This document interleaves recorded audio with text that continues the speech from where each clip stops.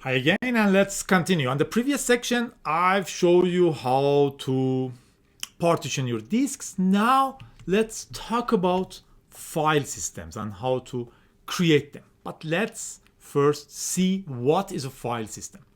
On the previous section, we added a hard disk or SSD or whatever, a block device to our machine and partitioned it.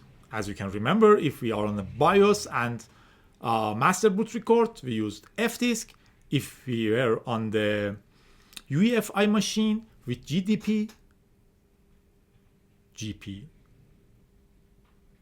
GUID partition table, GPD, we use the G disk. Now the disk is partitioned. We have created different areas on our hard disk. Practically, we created 3 different places for our files. Why we do this in the beginning? Maybe you have a large hard disk. You say, okay, 20 gigabytes for the Linux itself, 20 gigabytes for /log, and whatever remains, let's go for home. For example, 200 gigabyte hard disk, and you go like this, and you have this much for home. This helps you that in case of a bad user copies a super huge large file in his home or her home, it doesn't occupy any place from this partition. So you will see the logs. Or if logs are too much, it doesn't consume the place of your system files. It's good to separate this. We will see in the next session or the one after that, I believe, mounting. But this is only separating areas on the hard disk, on your block devices. Later, we need file systems to let files live here. If you have a partition on your hard disk like this one and you want to save a file, you should know where you are saving it physically.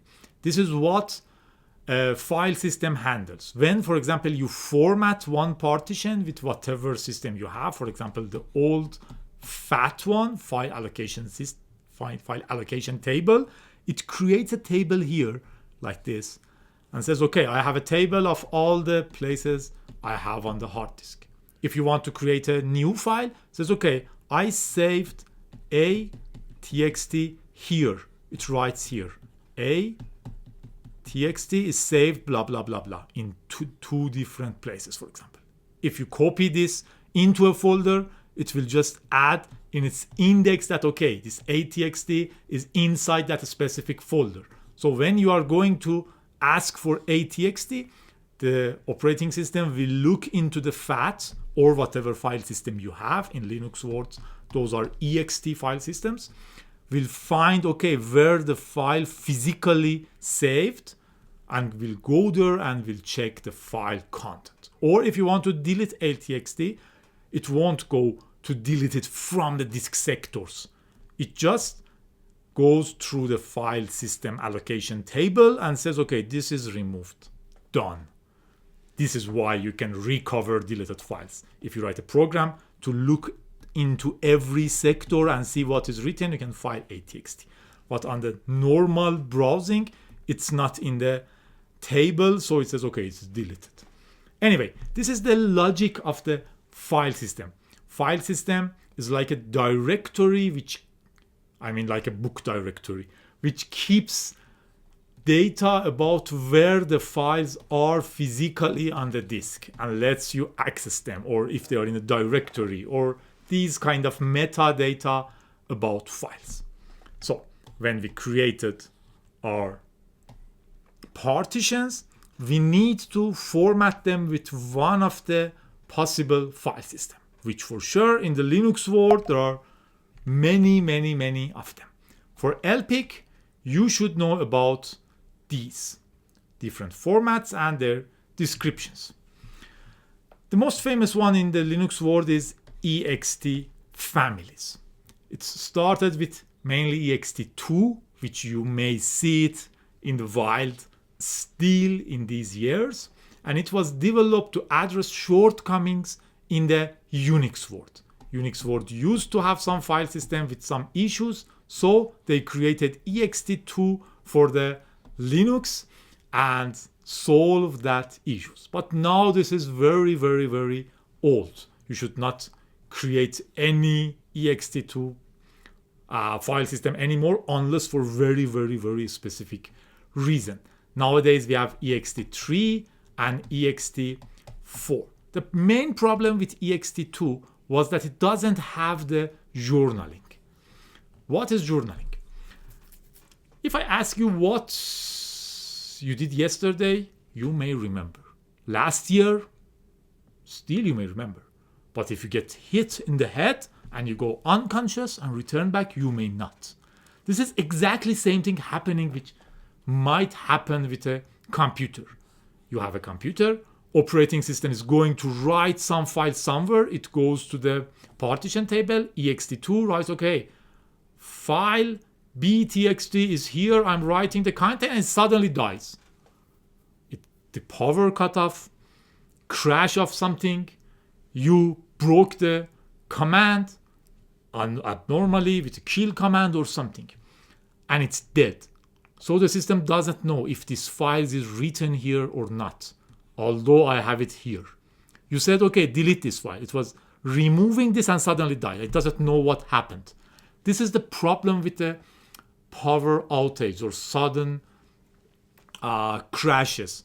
If you remember on the old days, we would see that when you boot a computer, it started checking the hard for bad data, and it would took a lot of time.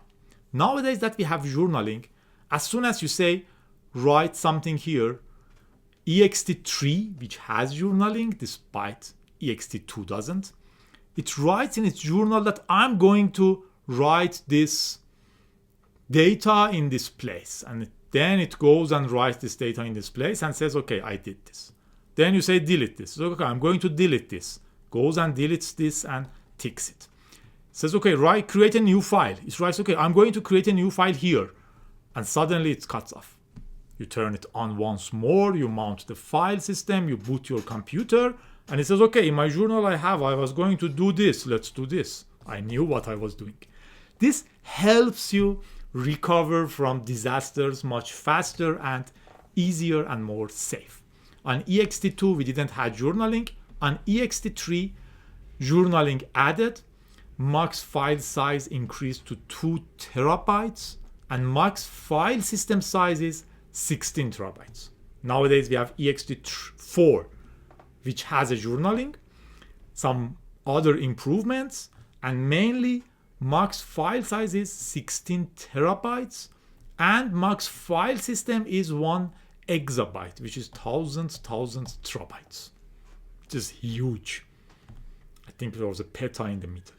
So these are our main choices if you want to install a normal Linux. And for sure, this is not normal. We will go with ext4. Another one is xfs. It has journaling. It caches to RAM, so it's super fast when user sees it. It's great for uninterruptible power supplies, UPSs. So it can have different paths to different storages, and its max file size and file system size is 8 exabyte. The next one I have in my list is the swap. Swap is a special kind of file system. As I told you, if you have a partition or even a file with swap, if your operating system exhausts all of its available RAM memory and wants to do something more and needs more RAM, it can swap some of the RAM to the disk. This lets your computer to use more than the RAM it has by using disk as a RAM. For sure, disks are much slower than the RAM, so this is not a good choice. It's not a solution to increase your RAM, but it's a solution to run away from a super critical crash. Whenever your system writes on the swap, there is a problem and you have to address that. So that's the swap. Then we have the FAT family. Not an offensive word. FAT for file allocation table. old DOS systems used to have a FAT. Then they upgraded to vfat, which is FAT32. It doesn't have journaling.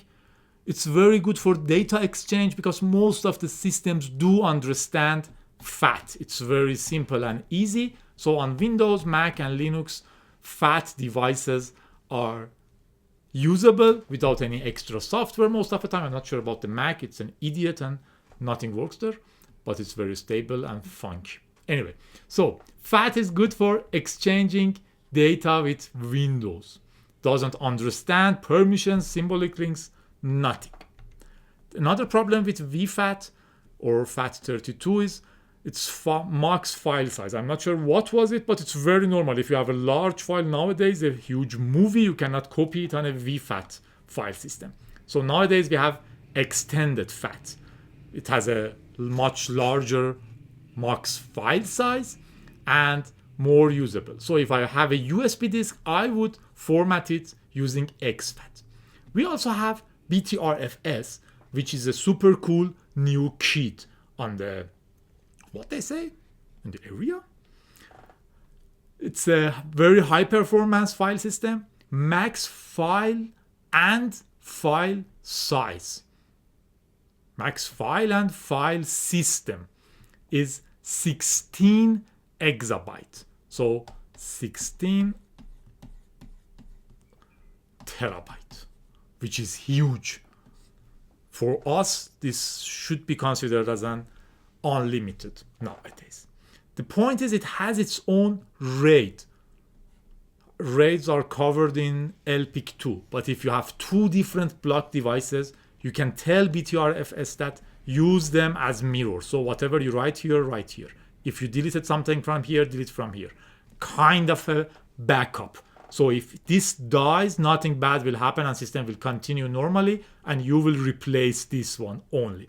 Or for example, you can say I have two hard disks and I want you to see them as one hard disk, one huge hard disk, and create a logical volume management on top of it. So you can add your hard disk to each other. You can have three hard disks, tell it this is one partition, this is another partition. Or you can add a partition later and say just extend this partition up to here. This is super cool. This is also LVM, which is covered in LPIC 2. It has snapshots. So you have a directory, you are creating your program, it is running, and you just want to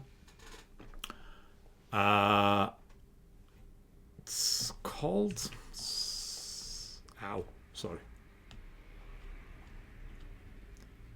this is it, subvolumes. On the btrfs you can have subvolumes and snapshots. So you have your /program somewhere.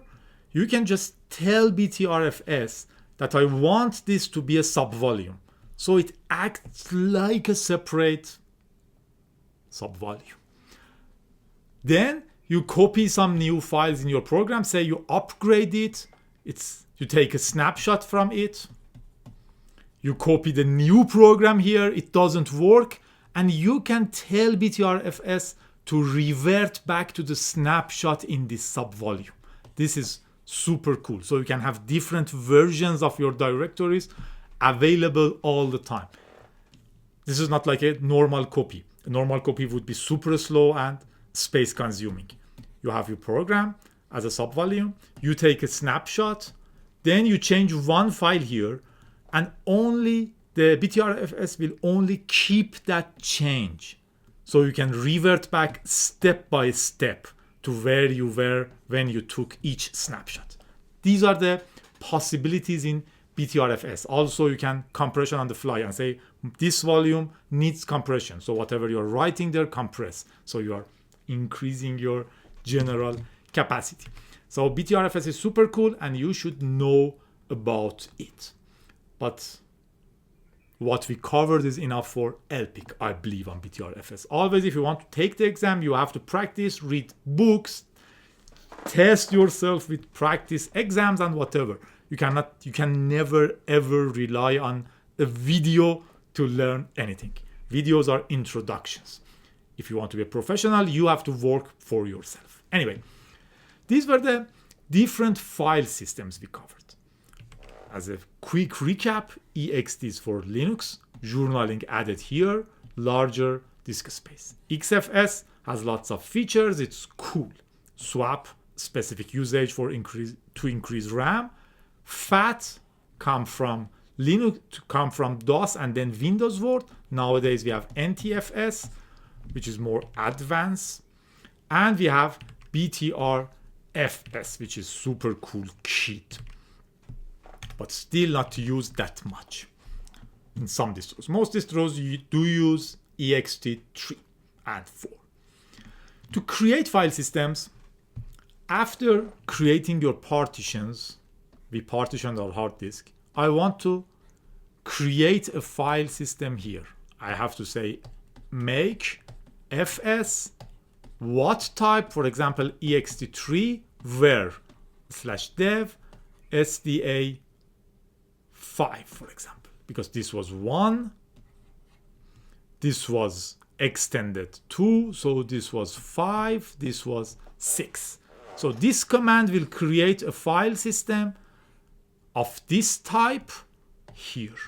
Very, very, very straightforward. Let's try it.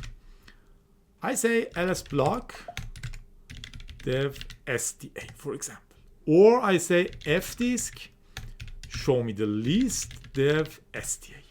It shows me. Now I can say make fs, make file system of type ext3 on dev sda. It says, okay, I started my blah blah, I create this much blocks, I created a super block backup, are stores in these ones.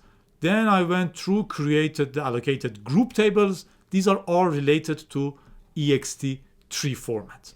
Then I created the inode tables. Then I created the journals and writing super block and file system, and it's done. Now on my disk, SDA1 is formatted as ext3, and I can mount it somewhere and use it as a disk. We will see this in the, I think, next or the one after section. It was very easy. The point is, these are all located here.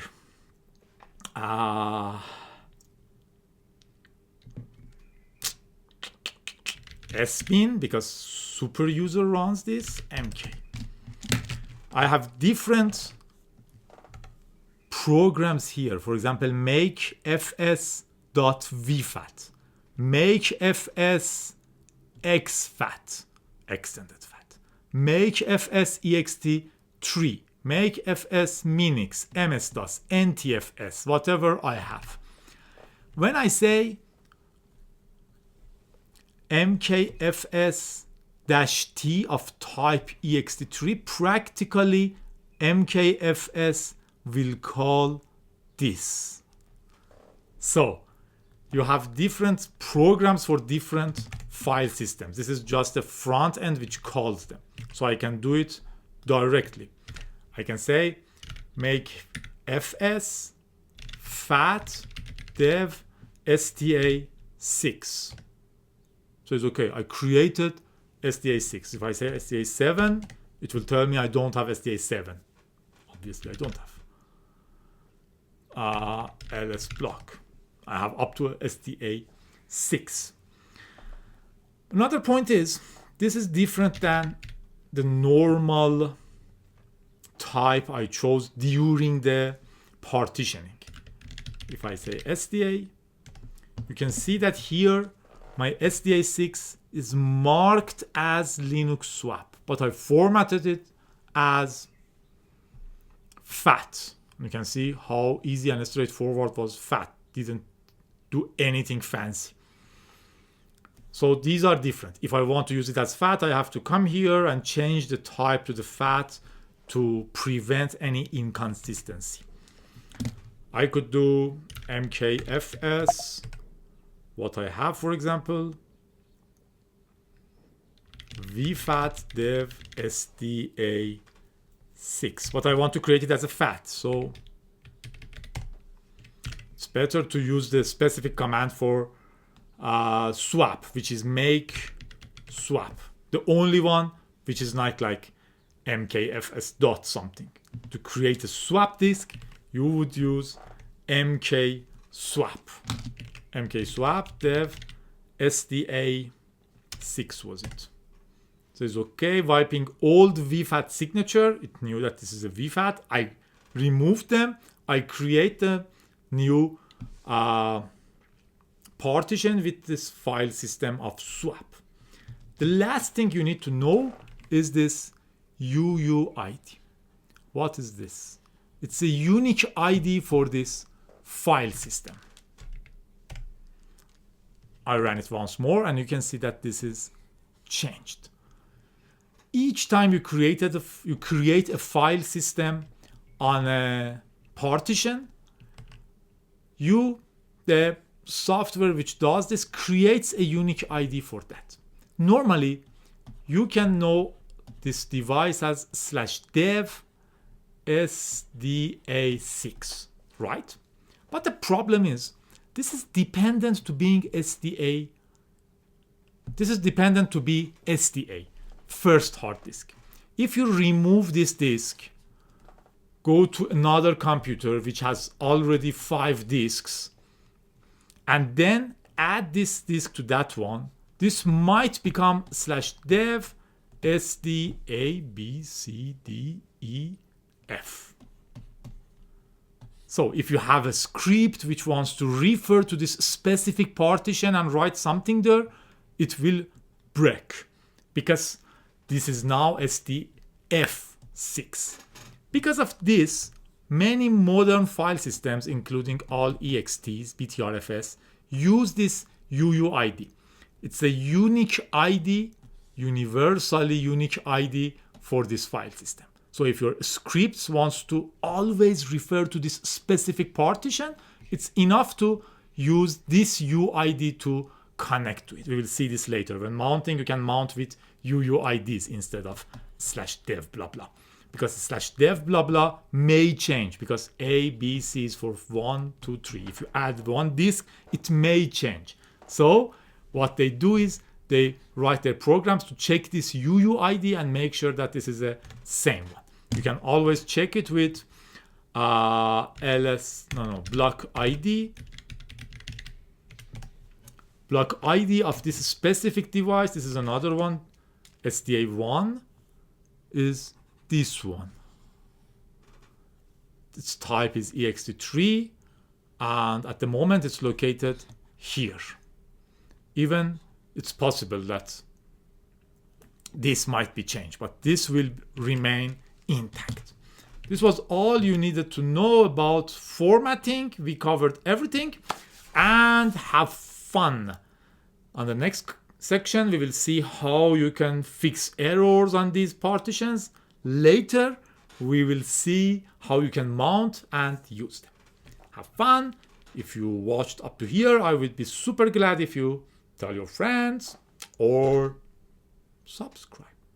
No, tell your friends and subscribe.